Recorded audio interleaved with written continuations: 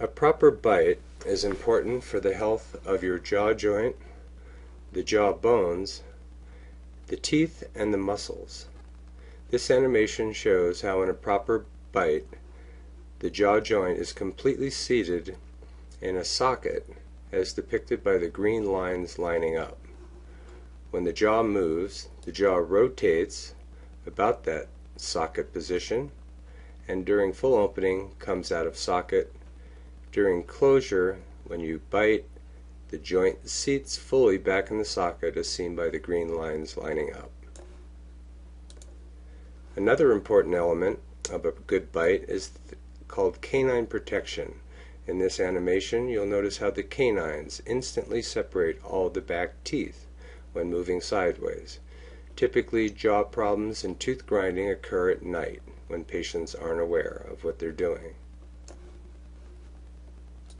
Another important element is the role of the front teeth. Notice in this animation how when the jaw moves forward, the front teeth contact, the back teeth instantly come apart, and when you close, notice how the jaw joint seats fully by the green lines lining up again as you go back into your proper bite. The muscles function in a very specific way when the bite is proper and the jaw joint seated fully in its socket.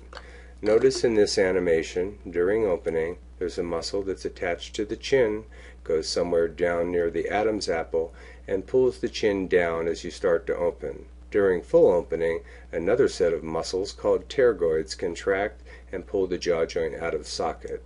These are the only two muscles that should be functioning during opening. During closing, the large blue muscles are the closing muscles, and the large blue one around the side of the head is called the temporalis muscle, where this muscle is often a cause of headaches during nighttime clenching and grinding.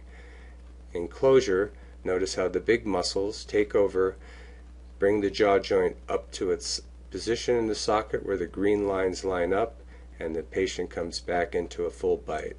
The key understanding here is that the little blue muscles, the pterygoid muscles, are completely relaxed, and that's shown in this animation by becoming blue.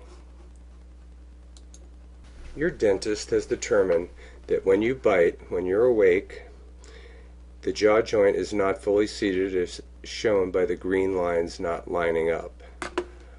Although you can open and close and go back into a bite, notice how you habitually, when awake, bite where the teeth fit the best, but notice how the joint isn't fully seated. At nighttime, when you're not aware of where you're biting, you have the ability for the jaw joint to go to a different position as seen here by the green lines lining up. Notice in this animation how only the back teeth contact.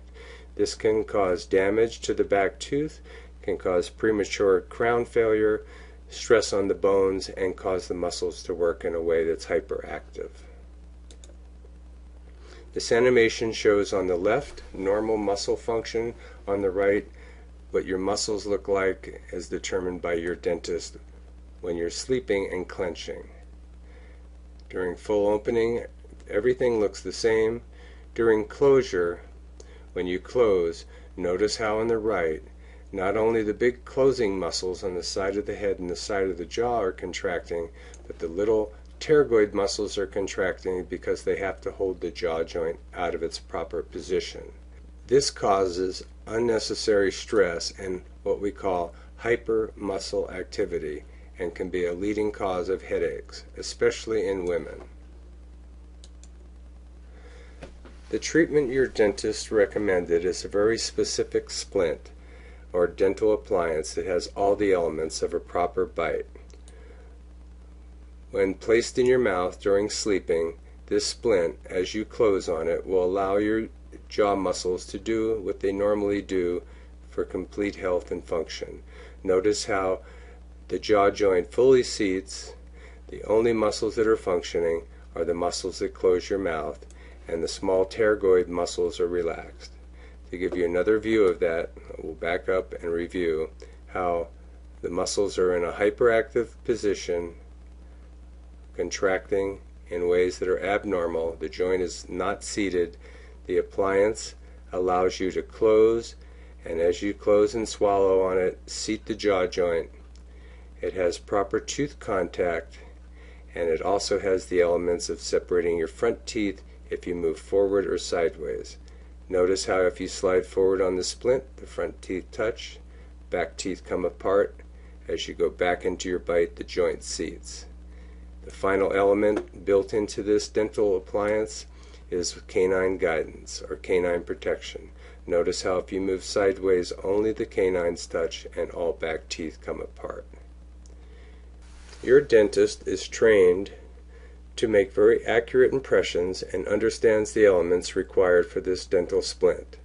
The splint has to have the provision to allow your jaw joint to seat, to separate the front teeth if you move forward and backward, and you will get protection on the teeth, protection of the bone, comfort in the jaw joint, and most importantly, the muscles will function in a normal fashion.